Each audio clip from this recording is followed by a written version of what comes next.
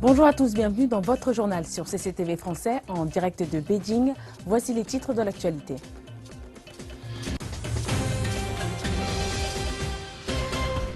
La Chine et les pays d'Europe centrale et orientale discutent de la coopération dans la ville de Suzhou. Cette rencontre est la quatrième de ce type et la première à se tenir en Chine. La visite en Malaisie du Premier ministre chinois Li Keqiang est terminée. Lors d'un programme de 3 jours particulièrement chargé, de nombreux accords ont été signés. La 26e commission conjointe Chine-États-Unis sur les échanges et le commerce a pris fin à Guangzhou. Les deux côtés ont trouvé un consensus sur la propriété intellectuelle. Everbright Bank, basé à Beijing, et Alipay du groupe Alibaba ont mis fin à leur collaboration suite à leur échec de mettre en ligne un produit financier commun. Et le Ghana est l'une des économies les plus dynamiques d'Afrique de l'Ouest, mais beaucoup de grandes villes du pays connaissent encore des pénuries d'eau et d'électricité.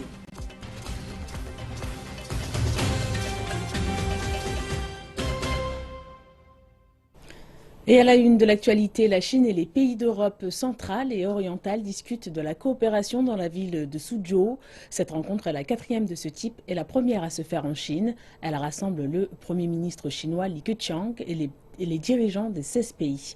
Cette rencontre est la plus importante à se tenir dans le cadre de la coopération Chine-PECO. Cette année, le thème est Nouveau commencement, nouveaux domaines, nouvelle vision.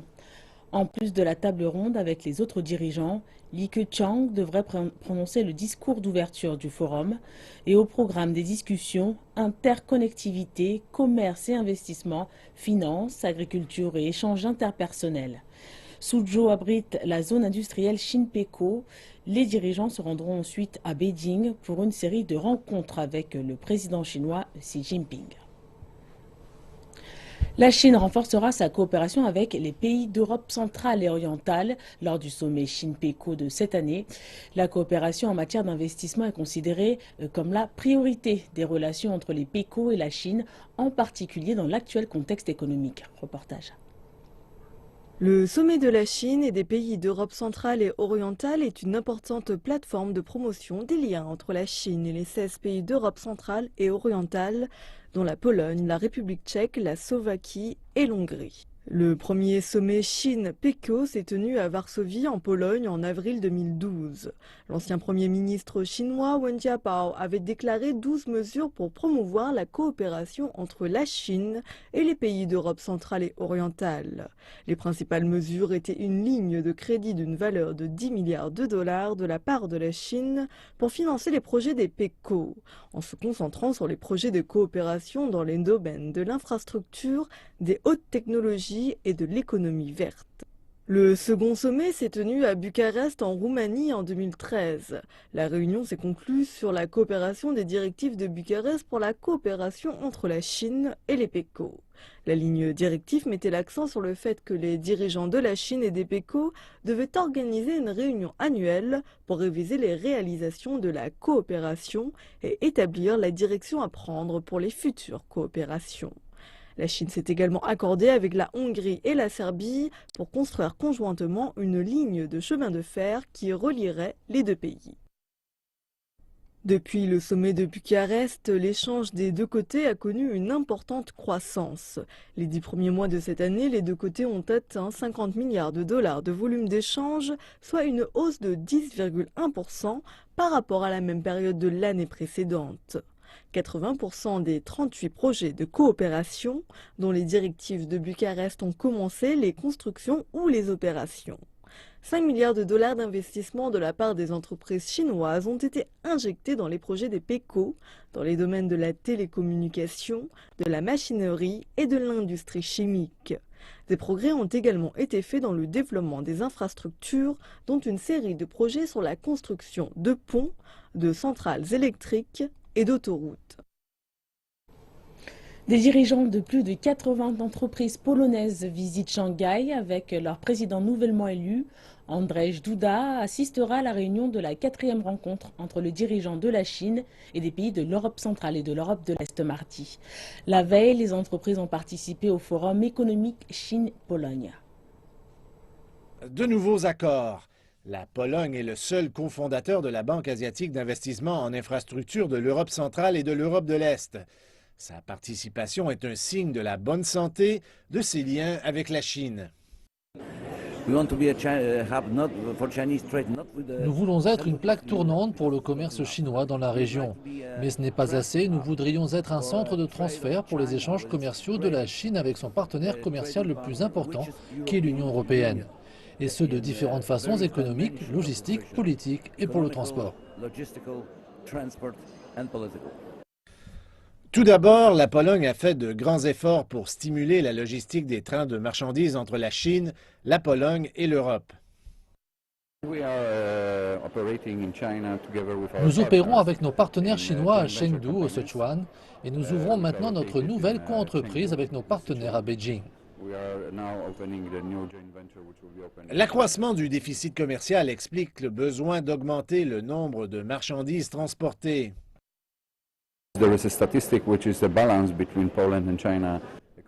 Il y a les statistiques concernant l'équilibre commercial entre la Pologne et la Chine et les échanges économiques qui sont encore très différents. Mais nous espérons que les trains de marchandises vont représenter la nouvelle solution pour notre marché.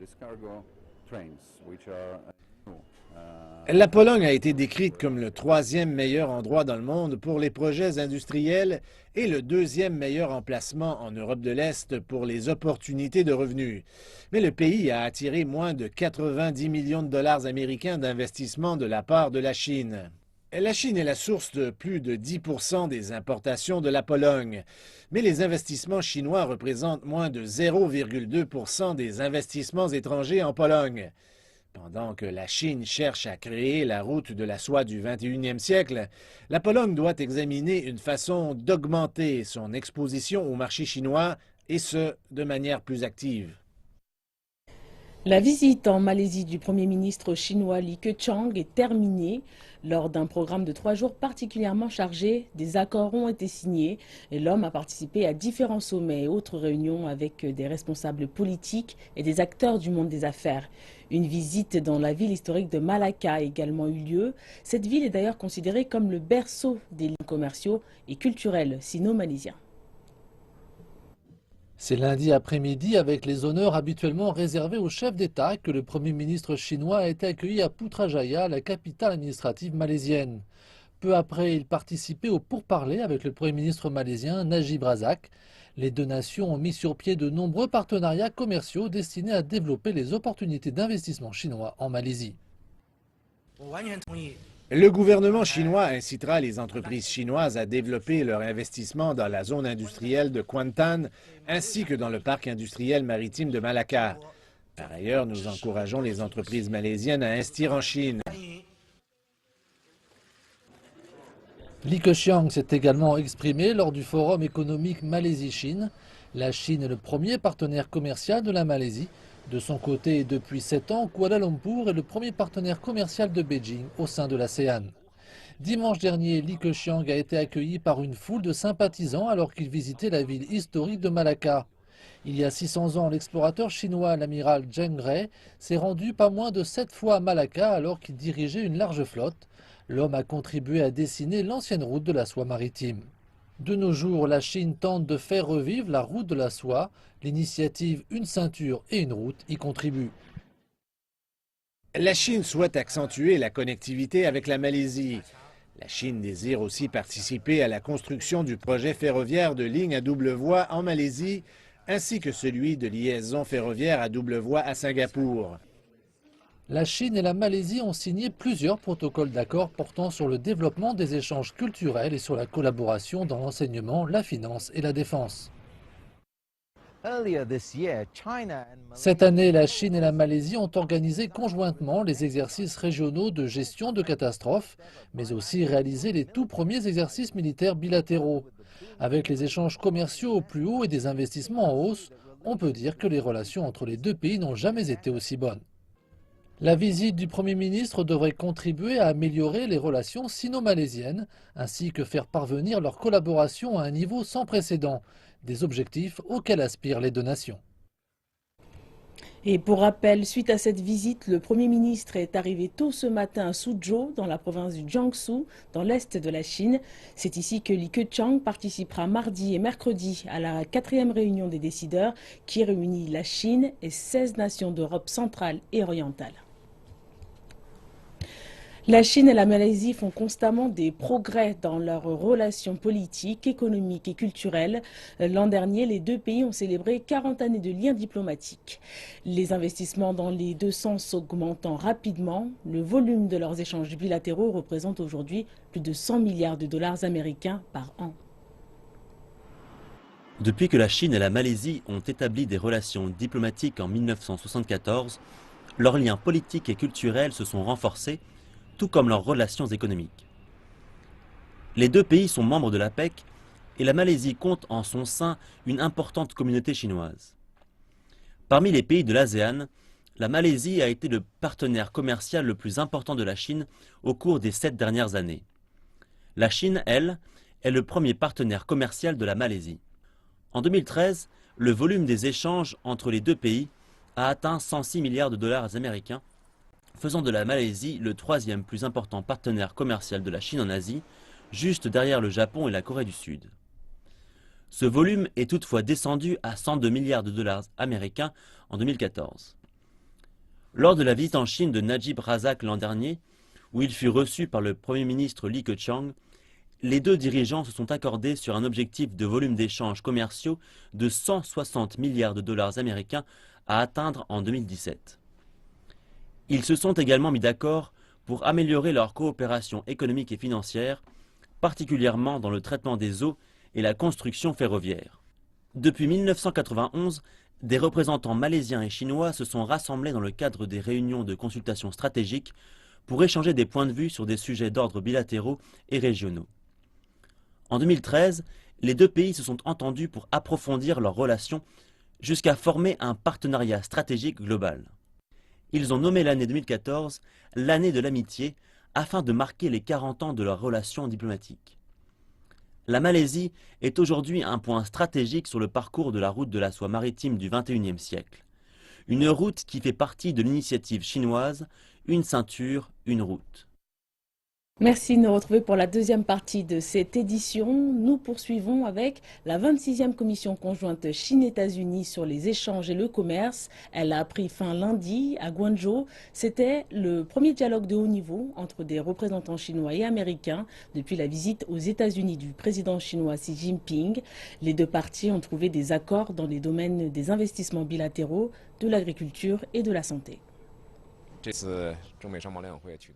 Ces accords comprennent la protection de la propriété intellectuelle, la pêche, la protection animale, mais également la coopération en matière d'alimentation et la promotion des échanges et de l'investissement entre les provinces de Chine et les États américains. Nous avons fait des progrès dans chacun des domaines. La Chine a accepté de protéger les secrets commerciaux et d'ouvrir des politiques de marché pour les produits informatiques de l'industrie bancaire. De leur côté, les États-Unis ont accepté de continuer de discuter du mécanisme de communication sur le contrôle des exportations. Les États-Unis accueillent également les investissements chinois dans des projets de partenariat public-privé au sein de ces États. Les États-Unis vont aussi collaborer avec l'autorité de l'aviation chinoise pour faciliter la navigabilité des avions cargo entre les deux pays. Everbright Bank, la banque basée à Beijing, et Alipay du groupe Alibaba ont mis fin à leur collaboration. La raison, leur échec de mettre en ligne un produit financier commun appelé Dingsunbao. On se demande alors si cette séparation constitue un tournant qui annonce que les banques de détail et les plateformes de paiement commencent à se tourner le dos. Tout récemment, Cathy Mao a reçu un SMS de la Everbright Bank de Chine qui lui annonçait que Dingsunbao ne serait plus associé à Alipay et que la banque continuerait de servir les investisseurs depuis sa plateforme bancaire en ligne Sunshine Banking. Le Dingsunbao de la banque Everbright a été lancé avec Alipay avant que ce dernier ne connaisse un succès fou avec son propre produit d'investissement appelé Yuebao. Au début, le produit financier commun rapportait aux investisseurs des taux d'intérêt plus élevés que Yuebao, et c'est pour cette raison que Cathy y a investi 5 000 yuan. Il faudrait qu'il y ait plus d'informations sur ce que les investisseurs sont supposés à faire après ce qui s'est passé. Le SMS n'a pas fourni suffisamment d'informations, et tout particulièrement pour ceux qui ont investi plus que moi. Dans une réponse écrite à ICS, la banque Everbright a affirmé que les investisseurs ne perdront ni intérêt ni principal sur leur investissement s'ils acceptent de le laisser sur la plateforme de la banque. Le communiqué dit que la décision de fermer Dingxunbao a été prise d'un commun accord entre la banque et Alipay. Alipay, de son côté, ne dit rien. Toutefois, certains analystes disent que la véritable raison de l'abandon de Dingxunbao serait la bien plus grande popularité de Yuebao. Dans les 6 mois qui ont suivi son lancement, Yuebao a rassemblé 49 millions d'utilisateurs et plus de 250 milliards de yuan. Selon les calculs les plus récents, le nombre d'utilisateurs est monté jusqu'à 226 millions, ce qui représente plus de 3 fois le nombre d'investisseurs présents sur les marchés financiers de Shanghai et de Shenzhen réunis. La coopération entre Everbright Bank et Alipay était un peu expérimentale. Ils voulaient prendre la température pour le lancement de Yuebao en observant la réponse du marché à Dingxunbao. Les utilisateurs d'Alipay considéraient que Dingxunbao et Yuebao étaient la seule et même chose. Cependant, après le succès de Yuebao qui connaît un retour sur investissement plus élevé et une meilleure liquidité, Dingxunbao est finalement devenu une expérience ratée. D'après les experts de la finance sur Internet, comme l'est M. Yu, Alipay a subventionné Dingxunbao lors de la phase initiale pour attirer les clients par des taux d'intérêt comparativement plus élevés que dans les comptes de dépôt traditionnels. Lors de son lancement, c'était un produit innovant car les taux de dépôt étaient régulés en Chine et les banques ne pouvaient donc pas rivaliser en offrant des taux d'intérêt plus élevés. Ce que les banques ne peuvent pas faire, les entreprises financières innovantes de l'Internet comme Alibaba pouvaient le faire. Et les entreprises de l'Internet avaient l'avantage d'avoir un lien direct avec des millions de clients potentiels. Les banques ont peut-être décidé qu'il était plus sûr de rester sur leur marché traditionnel. La conférence mondiale de la robotique a commencé hier à Beijing. L'événement comprend un forum, une exposition et une compétition internationale de robots pour les jeunes. Plus de détails. Les chercheurs du monde entier discutent de la place des robots dans l'industrie et la société. Pendant ce temps, il y a une exposition spéciale où les visiteurs peuvent avoir un aperçu des robots industriels et de services.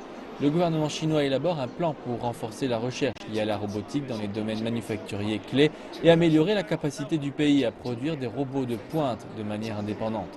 57 000 robots industriels ont été vendus en Chine l'an dernier, une augmentation de 55% sur une base annuelle. Cela représente également un quart des ventes mondiales. Le vice-président chinois Li Yuanchao s'est exprimé à la cérémonie d'ouverture de la conférence. La Chine a placé la priorité sur la manufacture digitale et robotique et c'est une partie de notre stratégie nationale. Nous voulons énormément renforcer la coopération avec d'autres pays pour améliorer la recherche et accélérer l'industrialisation de la technologie robotisée. Alors que le marché immobilier chinois continue de se tasser, le marché de la capitale chinoise a connu une hausse soudaine du niveau des transactions au cours de la deuxième moitié de l'année. Cette année, le volume total des ventes de terrains à Beijing devrait dépasser celui de l'an dernier pour battre un nouveau record. Certains experts voient dans cette hausse inattendue un regain de confiance chez les investisseurs. Mais d'autres experts rappellent qu'il s'agit plutôt d'une ruée soudaine des promoteurs immobiliers désirant sécuriser leur part de marché, et ceci en prévision de la pénurie future de terrain dans la capitale. Les ventes de terrain à Beijing devraient franchir le seuil symbolique des 200 milliards de yuan cette année, soit plus de 31 milliards de dollars. Il s'agira alors d'un record historique enregistré dans le marché de l'immobilier de la capitale. Les statistiques montrent que les ventes mensuelles des nouvelles zones résidentielles ont quasiment augmenté de 50% au cours des 10 premiers mois de l'année 2015. Cela s'accompagne d'un nouveau record dans le prix moyen du mètre carré dans la capitale chinoise, qui a atteint 34 000 yuan au mois d'octobre dernier. Les volumes enregistrés sur le marché immobilier de Beijing sont à un niveau exceptionnel. Les ventes globales annuelles atteindront, selon toute vraisemblance, un nouveau record. Cela s'explique principalement par le fait que la demande sur le marché immobilier de la capitale a peu diminué par rapport à l'offre existante. L'offre foncière à Beijing est en constante diminution, alors que la densité à l'intérieur de la ville atteint déjà des sommets. Les promoteurs immobiliers se disputent désormais les terrains situés en périphérie de la capitale. Certaines zones s'arrachent à des prix 50% plus élevés que le niveau classique. Les experts rappellent que l'offre foncière n'atteindra pas les objectifs fixés par le gouvernement. La municipalité de Beijing prévoyait de mettre sur le marché près de 18 millions de mètres carrés cette année. Mais jusqu'à présent, on constate que seulement 12 millions de mètres carrés ont été octroyés. Ainsi, nous anticipons une forte baisse de l'offre foncière à la fin de l'année 2015. D'autres experts ont fait connaître leurs inquiétudes relatives à la ruée actuelle des promoteurs immobiliers qui tentent d'arracher les dernières parcelles de terrain disponibles dans la capitale. Et ce, alors que le niveau de stock des appartements vides à travers le pays est à son plus haut niveau. Le Ghana est l'une des économies les plus dynamiques d'Afrique de l'Ouest, mais ces dernières années, beaucoup de grandes villes du pays connaissent encore des pénuries d'eau et d'électricité. Un nombre croissant d'investisseurs chinois coopèrent actuellement avec les entreprises et les gouvernements locaux. Les investissements concernent des projets qui ont largement permis de réduire les pénuries chroniques. Jafar est un chauffeur ordinaire. Il habite avec sa famille dans le district de Matina, dans la capitale Accra. Il partage avec 5 autres familles cette petite cour. Les femmes de chaque foyer doivent jongler entre les tâches domestiques quotidiennes tout en s'occupant de leurs enfants et en préparant le repas. Jafar nous rappelle que la plupart des familles du district possèdent des gros bidons d'eau en raison de l'absence d'eau du robinet. L'approvisionnement quotidien en eau dépend totalement des camions-citernes.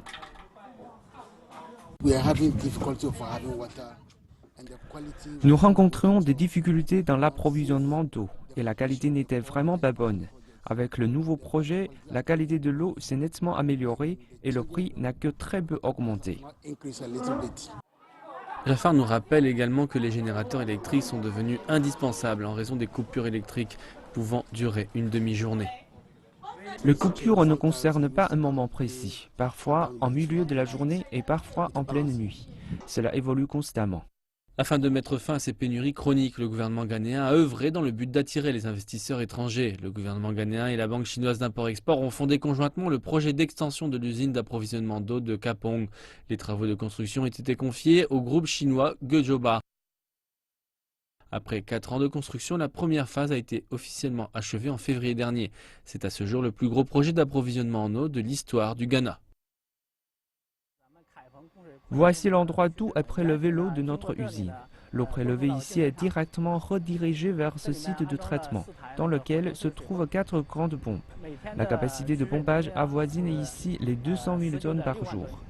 La société de conseil ABP participe également au projet. Son directeur exécutif Albert Oguiri rappelle que le projet a largement permis de diminuer les pénuries d'eau pour au moins 3 millions d'habitants de la capitale. La population attend avec impatience le début des travaux de la deuxième phase. La ville d'Accra connaît actuellement une phase d'expansion très rapide. L'approvisionnement en eau doit donc rattraper l'essor de la ville, sinon les progrès réalisés lors de la première phase ne se feront plus ressentir face à une demande en eau toujours plus forte. Nous espérons que la deuxième phase de ce projet sera achevée le plus vite possible.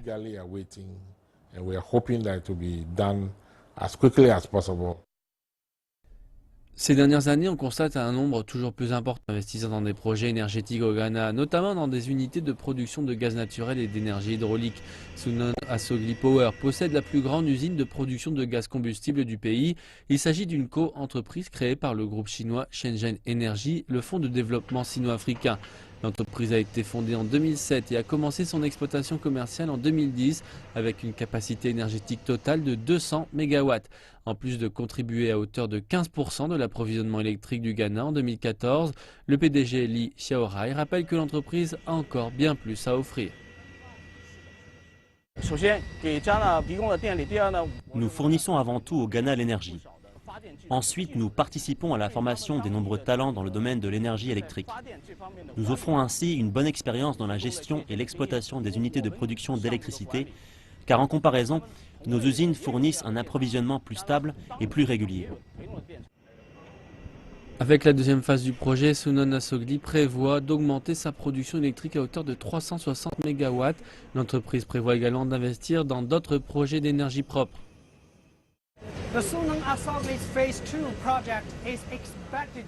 La deuxième phase du projet de Sunona Sogli devrait être terminée au milieu de l'année prochaine. En plus de son usine électrique fonctionnant au gaz naturel, l'entreprise prévoit également, dans les 5 prochaines années, d'investir dans une usine fonctionnant au charbon et dans un projet de parc d'éoliennes. Ces projets garantiront un approvisionnement d'électricité sécurisé, stable et abordable à l'ensemble de la population ghanéenne, tout en élevant le niveau de la coopération énergétique entre la Chine et le Ghana.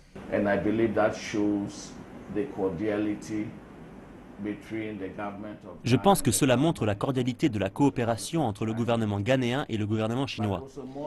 Mais ce qui est le plus important, c'est le caractère qualitatif des investissements chinois au Ghana, ainsi que le climat propice aux investissements que nous avons ici. Sunon Azoli fait partie de ces entreprises du secteur énergétique dont nous pouvons être fiers.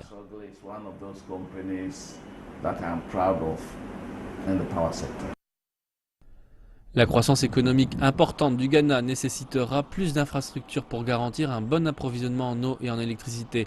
Nombre d'investisseurs chinois cherchent à relocaliser une partie de leur ligne de production et leur technologie au Ghana. Les deux parties croient que le peuple ghanéen bénéficiera dans les années non seulement de l'augmentation de la capacité de production, mais aussi d'un plus haut niveau de coopération entre les deux pays.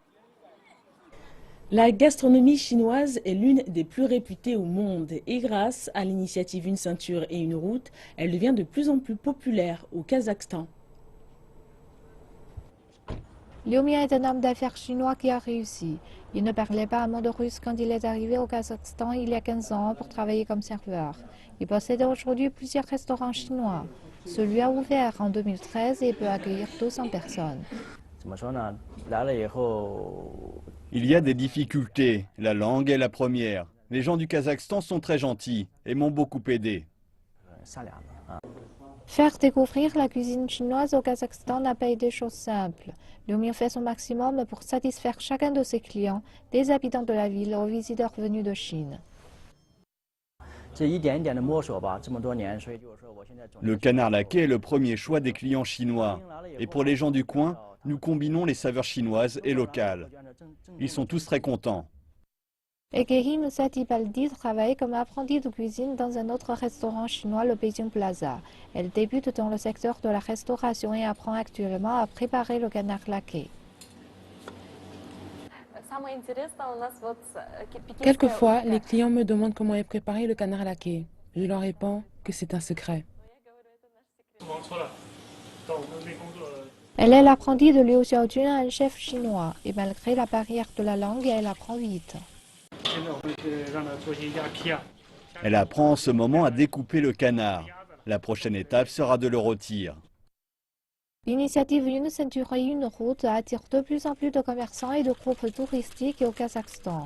Les restaurants chinois sont de plus en plus prisés. J'avais essayé il y a quelques années, mais à l'époque, je n'avais pas aimé. Je ne sais pas pourquoi, mais après avoir essayé 3 fois, j'ai voulu en manger de plus en plus. Ekehim Satibaldi s'est habituée à la curiosité des clients et elle a désormais suffisamment confiance pour cuisiner des plats chinois. Et c'est la fin de cette édition. Merci de nous avoir suivis. L'actualité continue dans 1h30. Excellente suite de programme.